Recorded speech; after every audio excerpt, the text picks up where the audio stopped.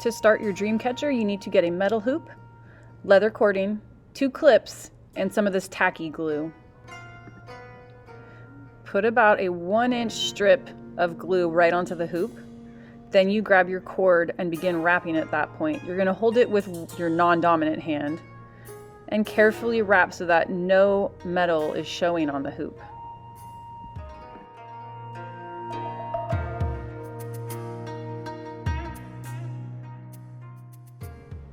Once you've wrapped enough to cover that glue, you're going to take a binder clip or a clothespin and clip there to hold that in place while that glue sets. Continue wrapping with the leather cord all the way around the hoop until you have covered the entire metal hoop completely.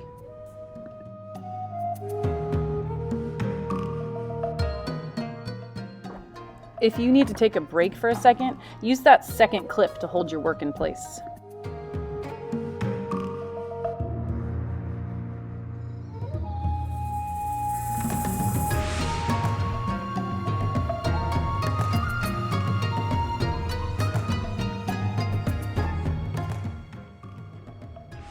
When you're almost at the end, you're going to stop and put a little bit more glue on the exposed hoop again, finish wrapping, and clip it. Then set it aside and let it dry. When you think this is dry, go ahead and trim off. Next, it's time to create the web inside the dream catcher. That is your second step. Choose whatever color string you like, and you're going to need a lot. So pull out a double arm's length. Then, to manage all this string, you need to coil it up again. Start by tying a knot to hold the string in place on the dream catcher. So I wrapped it around the hoop, and I'm just going to do a little crisscross and do that again, another crisscross, just like you're starting to tie your shoes. That will create a knot. At this point, I'm going to begin the dream catcher weaving. I'm going to eyeball it, or you could make some little marks around your hoop to evenly space out each point that you're going to tie onto. I don't like to have the marks there, so I'm going to eyeball it. I don't really want to see them when I'm done. So I'm aiming for right here where my finger is pointing. I'm going to take my bundle of string. I'm going to go around the back side of the hoop and back and up through this loop that I've just created. Now remember, I was trying for somewhere right here. I want to make sure that I tie right there. That's where it secures before I pull tight. I want to show you the difference. This is what some kids do. They just go around the hoop and they come up through the hoop and they keep going, and that's all it's done. Notice how it's wrapping behind, but it's not creating this little hitch. I call it a hitch. Pay attention to that difference. To make that hitch happen, I need to loosen this. I need to make sure my string comes up in that little space that I created there. Again, I'm eyeballing to keep this even, and I'm going to pull tight, and notice how I've made that again, rather than just this random wrapping around the hoop. That's an important step to have good web on your dream catcher.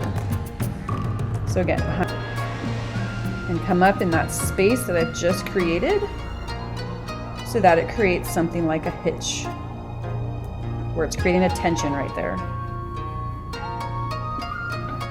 Behind the hoop, up through that little space I created, and wiggle it around so it's where you want it before you pull that hitch tight.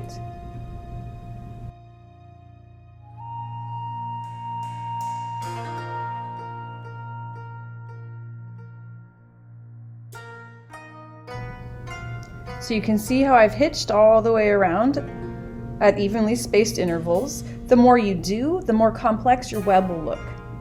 I'm going to trim off this little tail I started with because it's kind of in my way. I don't want to keep tangling with it. Now, the process for the web continues exactly the same. Think about it as if you are spiraling smaller and smaller until you get to the center of this web. Now, where do I go from here?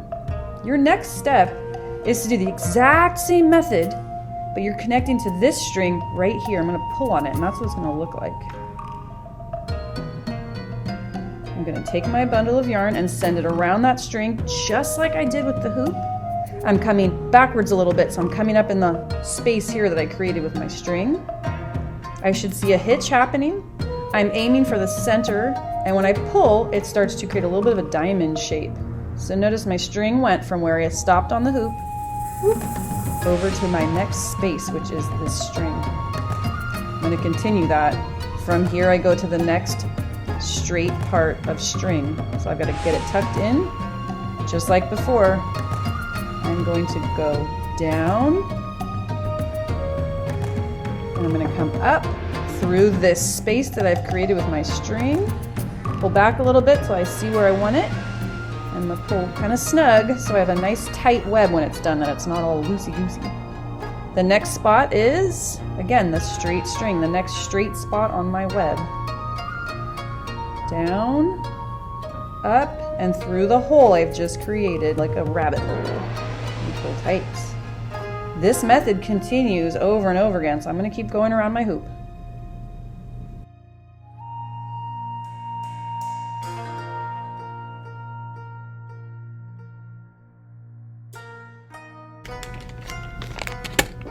I was having a hard time managing the thread.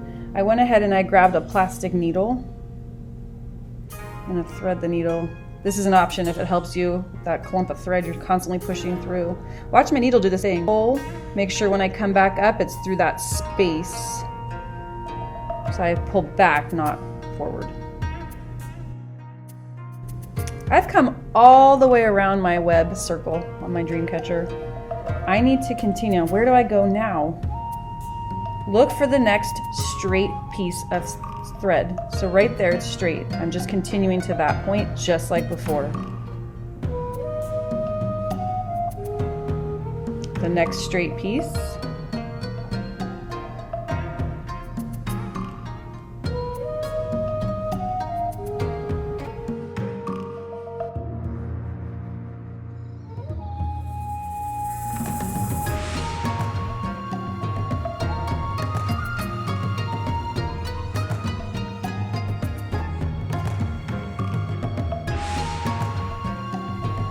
Right here, I ran out of thread. Ah, that's not good. I'm gonna go ahead and get another length of string ready.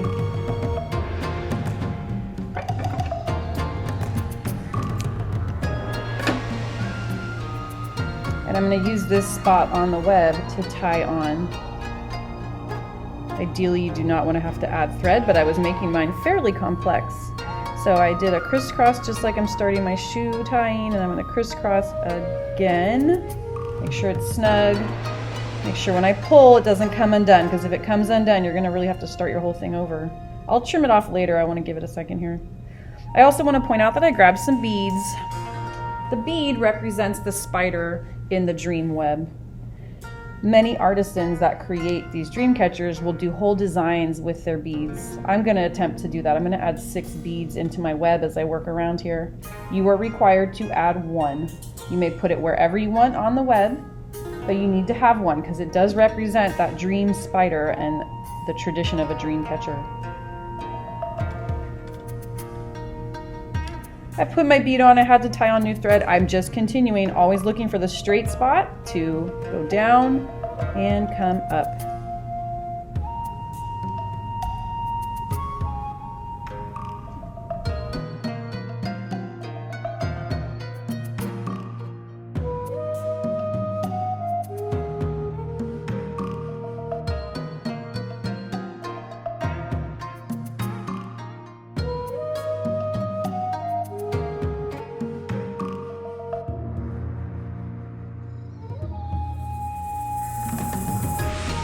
When you feel you've gotten as far as you can go, you just go ahead and tie off.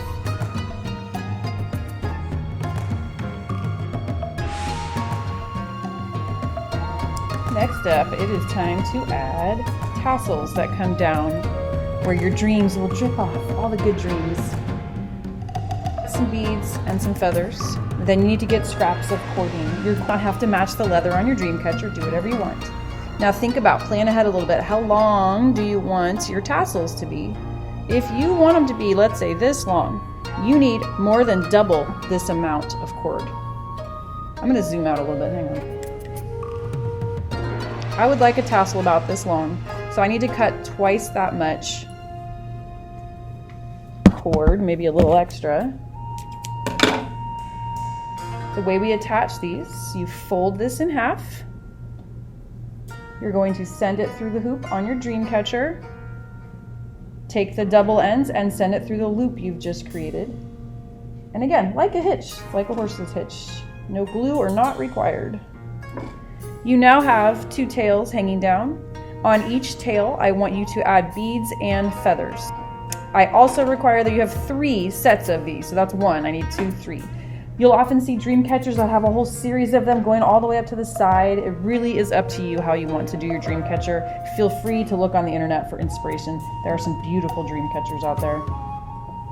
First up, string your beads on. Decide if you're doing fancy pattern or whatnot.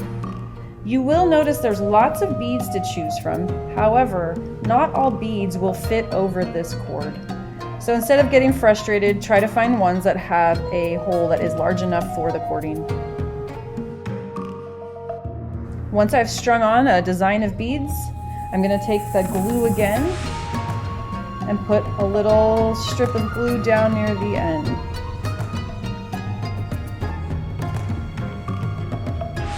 Then you're going to rest your feathers on that glue, and you need to give it a little time to dry. If you can, just let it sit there like that for a little while. You'll be surprised how fast it dries. If you have to move it around, you might want to grab a clip and make sure that something is holding them on.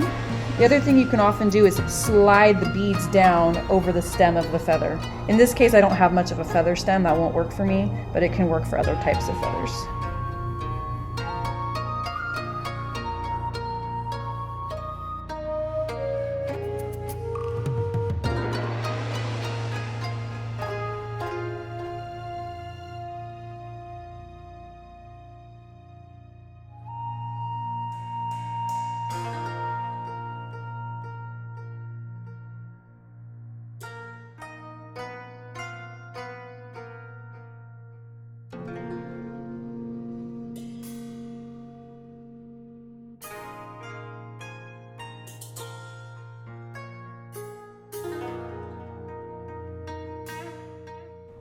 And your final touch is to add a loop at the top to hang it by. Do the same hitch and just tie a knot in it.